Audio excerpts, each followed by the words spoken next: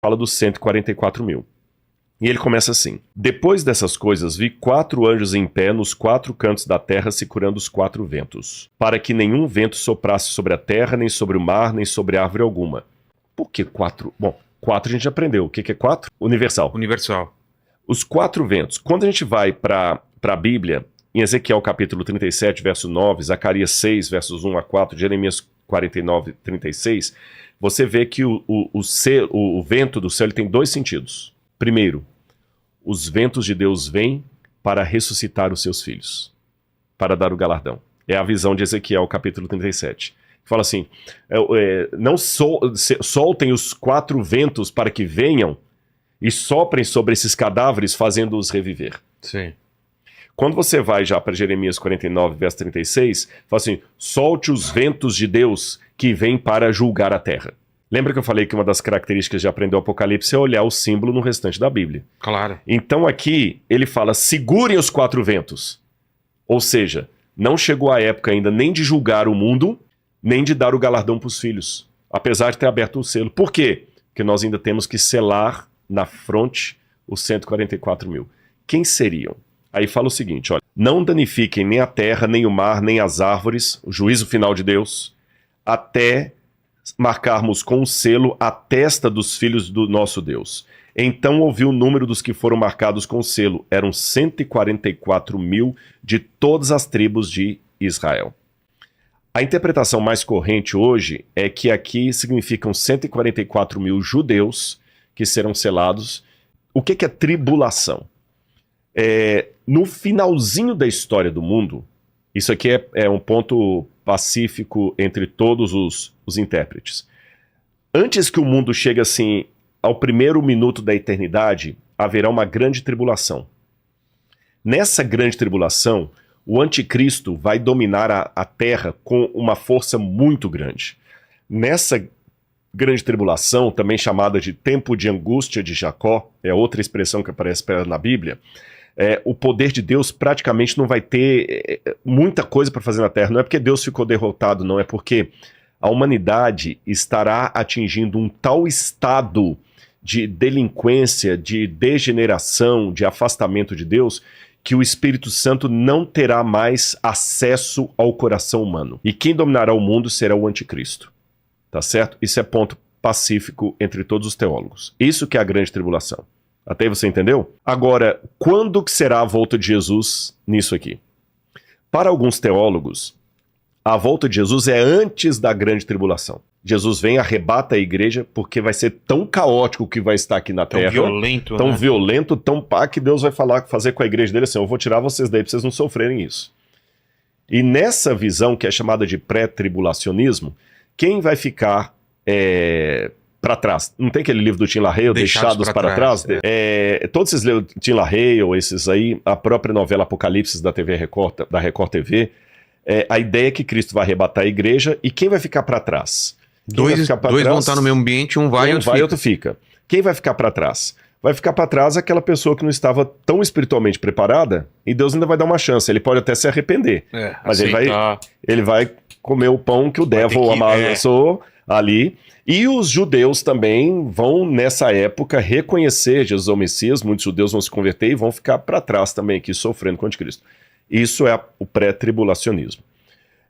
O mesotribulacionismo vai achar que a volta de Jesus vai vir em meio a esse caos. Não antes, mas em meio ao caos. O pós-tribulacionista acredita que não, que a volta de Jesus será após a grande tribulação. E para o pós-tribulacionista, a igreja passará pela tribulação também. Pela grande tribulação. E quem será a igreja que passará pela grande tribulação? Os 144 mil. Essa terceira opinião, é claro. Eu sou dessa terceira opinião. Também. E alguém pode falar, Rodrigo, mas eu sempre ouvi falar que eram judeus.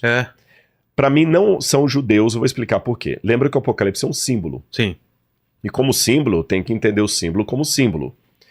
O fato, por exemplo, o Espírito Santo é uma pessoa.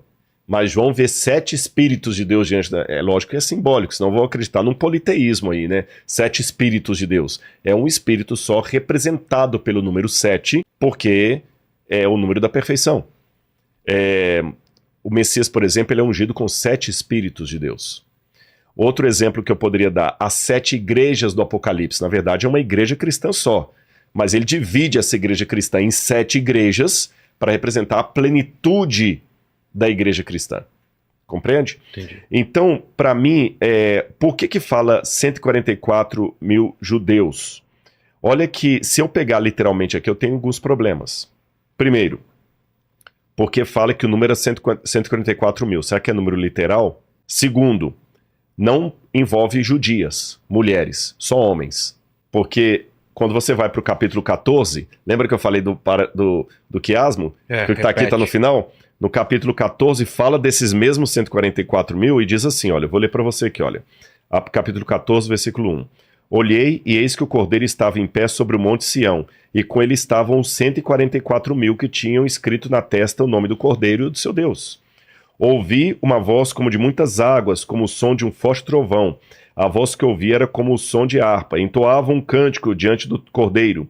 Ninguém podia aprender o cântico, senão os 144 mil. E diz assim, esses são os que não se macularam com mulheres porque são virgens. Então, se eu entender isso aqui literalmente, os 144 mil só podem ser judeus que nunca se casaram porque são virgens. Então complica. E vou complicar mais ainda. Não podem ser 144 mil judeus. Porque judeu é quem é da tribo de Judá. Aqui fala que era 12 mil da tribo de Naftali, 12 mil da tribo de Zebulun, 12 mil da tribo de... Só não tem a tribo de Dan aqui, só não tem Dan. Essa teoria, então. Então, para mim, é um símbolo. Paulo fala na carta aos Romanos que o Israel de Deus hoje é a igreja. Você entendeu? Ele falou assim, olha, Deus pode suscitar descendentes para Abraão dessas pedras. Então, embora eu, Rodrigo, tenha ascendência judaica lá no meu Pereira, por causa de cristãos novos que fugiram da Inquisição, independente disso aí, quando eu aceito a Jesus como Messias, espiritualmente, à luz do Novo Testamento. Um rabino ia achar isso aqui ridículo, o Ravi Sani não ia concordar com isso, nem o Rabino Ventura. Estou falando à luz do Novo Testamento. À luz do Novo Testamento, pelos padrões do Novo Testamento, eu sou descendente de Abraão pela fé. Os descendentes de Abraão, segundo a carne, são circuncidados. Os descendentes de Abraão, segundo o Espírito, são batizados. Entendi. Você entendeu? Então, para mim, aqui é a igreja. E por que 144 mil? Lembra que eu falei que o pessoal multiplica os números para poder dar um superlativo? Pedro perguntou a Jesus, quantas vezes eu devo perdoar o meu próximo? 7 vezes? 7 significa o que mesmo, lembrar? Perfeição. Então é como se ele perguntasse assim, Senhor, quantas vezes eu devo perdoar o meu próximo de maneira perfeita? Jesus falou assim, eu não digo 7, mas 70 vezes 7. Mais que perfeito. Mais que perfeito. Perfeitíssimo, como diz o Chaves. Então aqui, o que são 144 mil? 12, que nós falamos que é o povo de Deus. Isso. Vezes 12, vezes 1000.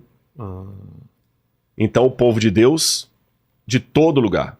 E a prova maior que é assim mesmo, que o Apocalipse ele tem uma forma, lembra que eu falei da aula de hebraico? Você aprende primeiro isso, depois ele amplia, depois uma chave, né? Depois que ele fala de 144 mil, imediatamente ele fala assim, depois dessas coisas, eis uma grande multidão, que ninguém podia enumerar, de todas as tribos, nações e povos e línguas de pé diante do trono e do cordeiro, vestidos de vestes brancas com ramos de palmeiras nas mãos. Então aqui ele amplia a visão anterior. Então para mim, esses 144 mil são aquela multidão de sinceros, judeus ou não judeus. Que até eu, particularmente, quando falo o seguinte, os judeus ficarão para trás, isso para mim é muito antissemita. Soa muito antissemita. Você entendeu? Soa como muito antissemita. Vão ser castigados. Vão ser castigados. Né? Eu particularmente respeito quem pensa assim, mas esse negócio que os judeus vão ser deixados para trás para sofrer a tribulação, isso para mim é muito antissemita. Eu não endosso.